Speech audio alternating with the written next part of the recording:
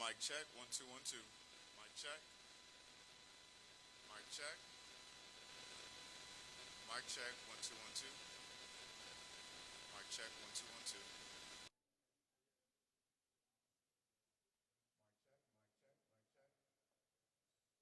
Mic check, 1 2 1 2. Mic check, 1 2 1 2.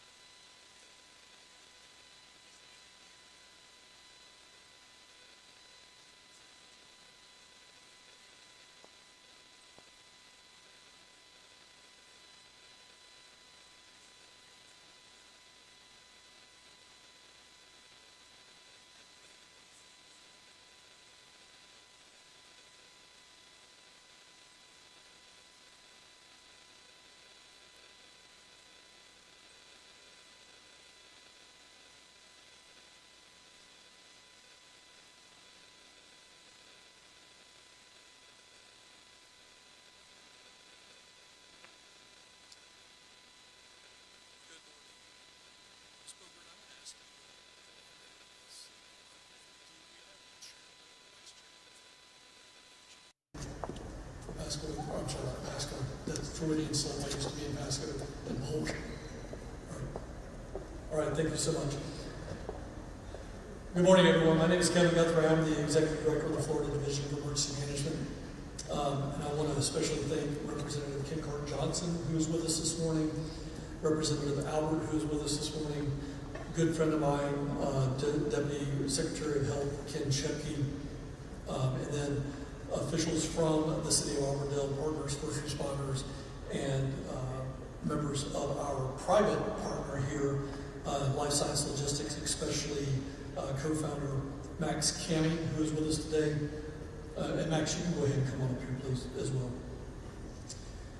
CEO David Cheatham and Vice President of Strategic Initiatives, Kyle Kingmeyer. Under Governor DeSantis' leadership, Florida has made historic investments in emergency management. In the next several months, 2 best-in-class facilities will open to expand the state's logistical and operational capacity, backed by millions of dollars to enhance state and local response, recovery, and mitigation capabilities. For today's announcement, I am proud to announce the opening of the Florida Central Operation and Coordination Office, also we like to say FLACOCO, because everything's going to have an acronym, in Auburndale. This is more than a building. It's a strategic expansion that places logistics and personnel where they can have the greatest impact. It is an investment not just in emergency management, but in the safety and resilience of this community as well.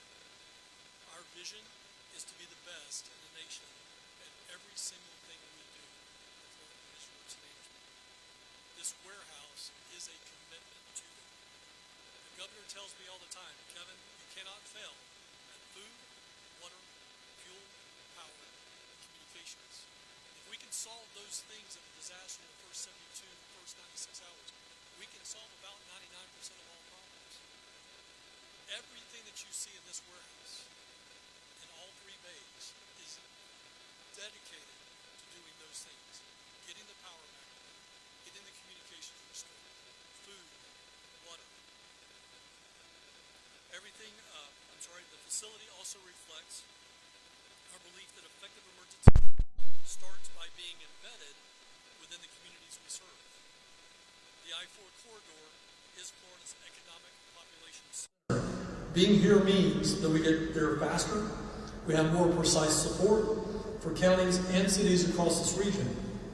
Strategically co-located with major distribution centers and interstate infrastructure, it ensures life-saving resources reach Floridians quickly when every second counts. Some of the features of this building, nearly 450,000 square feet. We are already at 91% capacity, and that's a good thing for the state of Florida. We have doubled our cubic footage capacity. In our old building, we can only go about 2 or 3 layers high. As you'll see on the tour today, we are 5 and 6 layers high. So we've doubled that cubic footage capacity. We have the capacity for 300 personnel at this facility.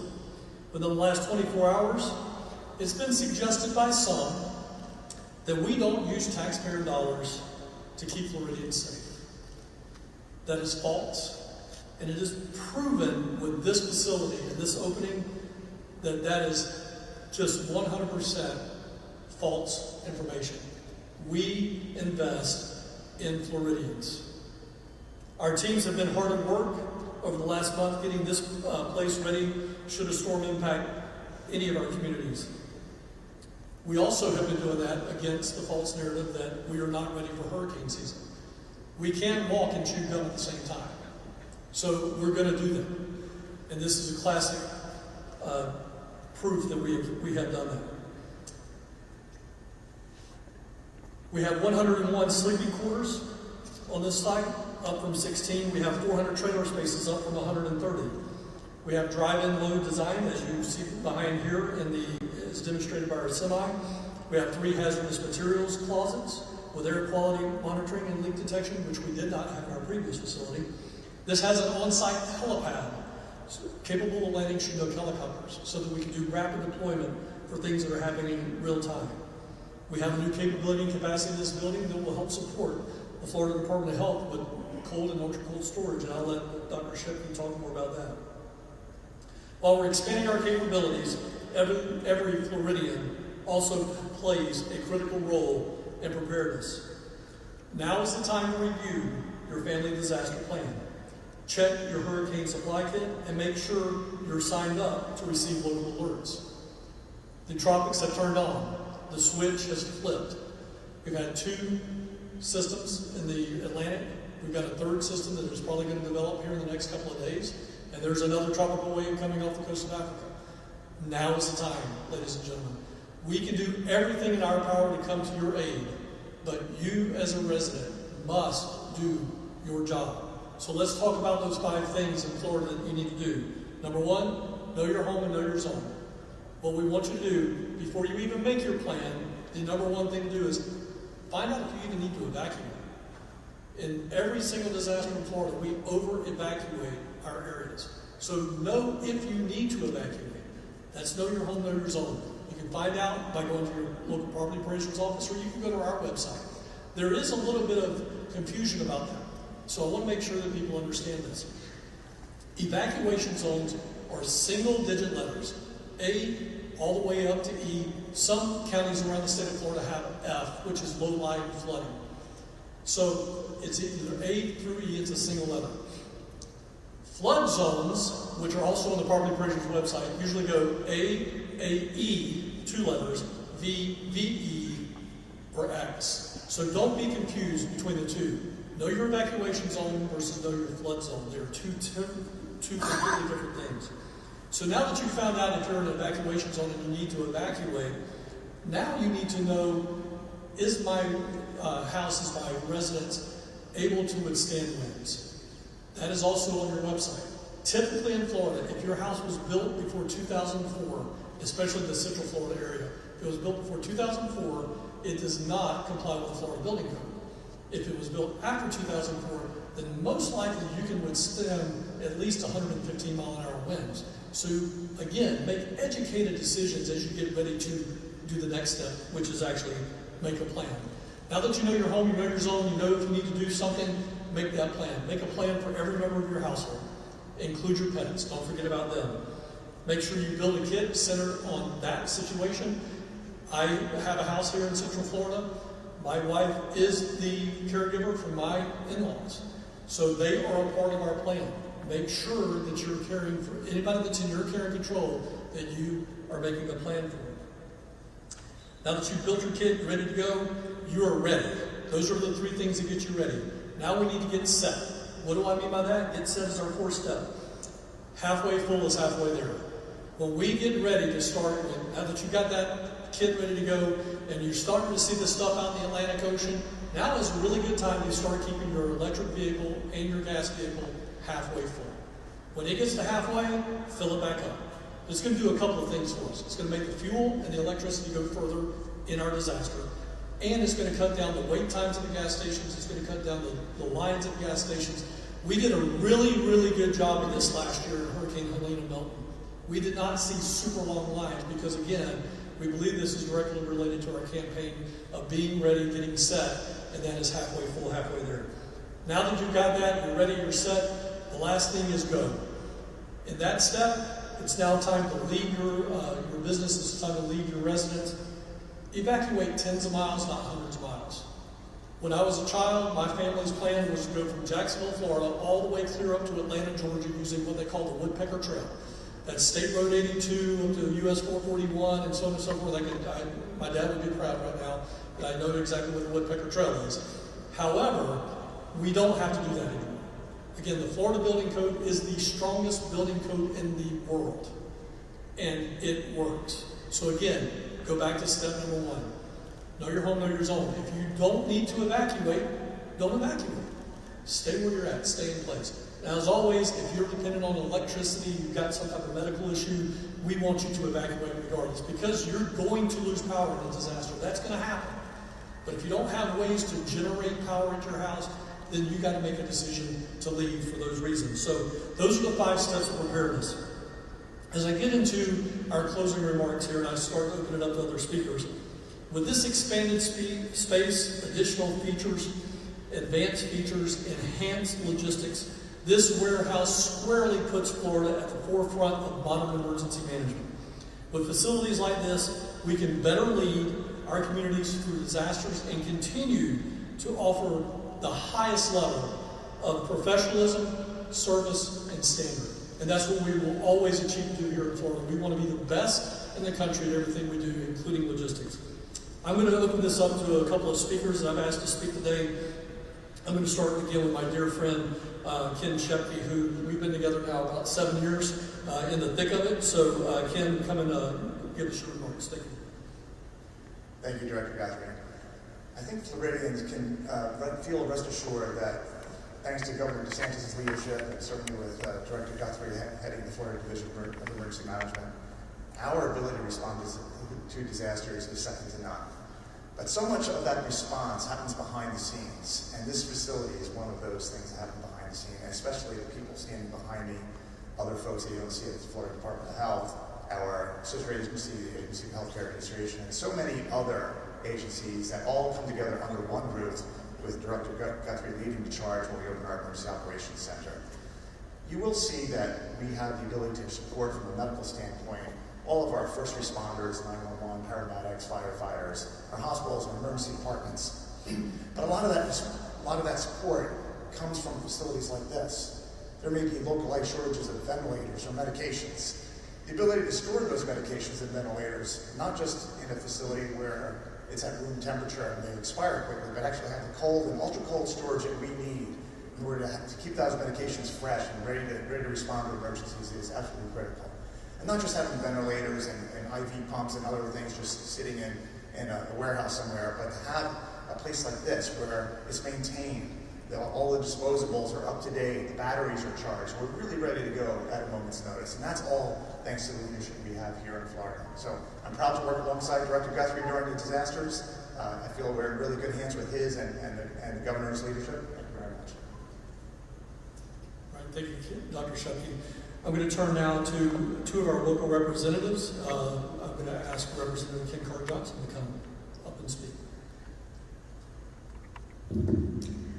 Hi, thank you. I'm so honored to be here today. You know, I second those remarks that were just said.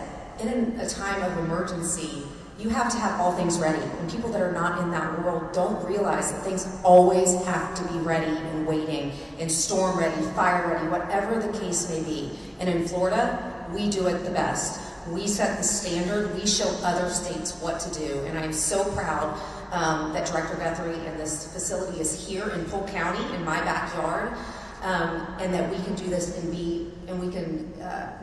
we can respond to the state through all of our areas here in Central Florida. So proud to have y'all in our community. However, our office can support. I know I speak for the rest of the delegation as well. We're proud to be able to take care of the residents of the state of Florida and proud to be the leader in the emergency response realm. So thank you, Director Guthrie. Representative Allen? When I drove up here today and I saw this building, I'm like, what is going on? This is amazing. The fact that we have this here, mind-blowing. And we definitely, to second everything that Representative Ken Carr-Johnson said, I mean, it's incredible that we have this facility here and we are the best. And really glad to have you guys here. Thank you. Now, before I move to our mayor, our local mayor of Auburndale, I will say to my legislators, I'm very, very pleased to tell you that we came in technically under budget for this building. So it was about $1 under budget, but we came in under budget. So thank you. One of the things that's at the heart of what we do, to the representative's point, is this warehouse is going to create local jobs. It is our goal over the next several years through attrition, to move some of our personnel out of the Tallahassee Central office, out of the Tallahassee office down here. For example, we have training personnel that work out of Tallahassee that cover Central Florida and South Florida. So it only makes sense that we look to move those individuals here so they can better serve their community, they understand their community better. So we're going to be doing that. So eventually I can foresee upwards of about 75 jobs moving down here. That could be anywhere from the mid-40s up to the upper 90s in staff. So we're happy to do that. We're happy to be in partnership. It obviously continues to drive the governor's mission and vision of Florida's economy and creating real jobs here in the state of Florida. So to that end, I'm going to ask our City of Auburndale Mayor to come up and present as well. Auburndale Mayor, Ms. Morgan.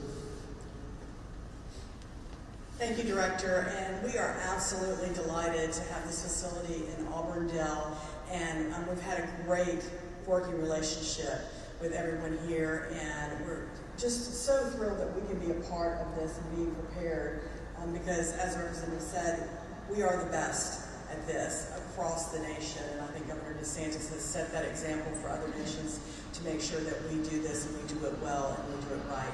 So welcome to Auburndale. We're super excited about all of this happening, and we're here. If you ever need anything, we're available and ready to work with you in partnership. Thank you. Right.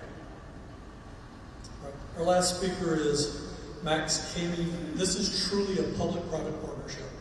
We are responsible for certain aspects of this warehouse. That's the operation when we actually get into a disaster, maintaining this equipment, making sure that it's ready to go to service the Floridians around.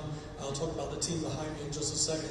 But one piece the Florida legislature pointed out is they wanted us to make sure we had better inventory moving forward. And we were literally, folks, we were doing paper and pencil notepads in our old warehouse to keep up with stuff.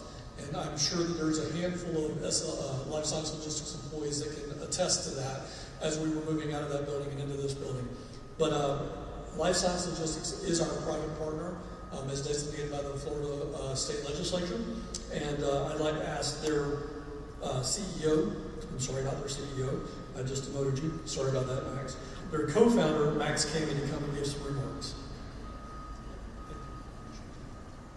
Thank you, Director Guthrie. It has been an honor for Life Science Logistics to be the state's partner on this project, and yes, $1 over budget, I'll take that. And we also were on time, and that would not have happened had it not been for the people behind me and a lot of people who aren't here today. So at every level, your team has been a pleasure to work with.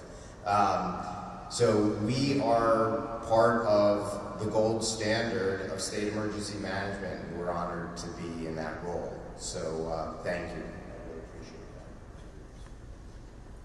that. All right, so in closing, I want to take just a moment. You know, when the governor's out there, whether we're talking about immigration or disaster, you'll see a lot of people behind the governor and myself.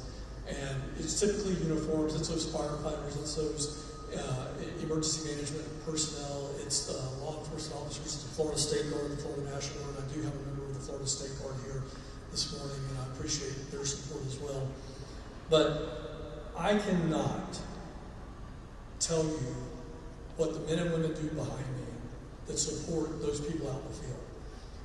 One of the stories that we're going to be telling more often from this building, and I want to make sure that the media that know, you guys know this, you know, we're going to start doing more media-related activity at this facility when we activate, so that you guys have a behind-the-scenes look at what's going on, maybe in Fort Myers or the Keys or Pensacola, wherever that's at. So when we say that we are the best in the country at logistics, it's these men and women behind me that do it. They are from Tallahassee, they are from Florida, they are from the field. We have a couple of members that are not with us today because they are doing logistical things in South Florida and North Florida, running the shop back home, if you will. But I cannot tell you how proud I am of these individuals. These are the unsung heroes that have been working the last, I think actually today. Today we have been activated at the State Emergency Operations Center for 3 years straight. Between all of the things that we have been doing, all the hurricanes, all the things. This is the heartbeat and the backbone of the Florida Division of Emergency Management. Thank you very much.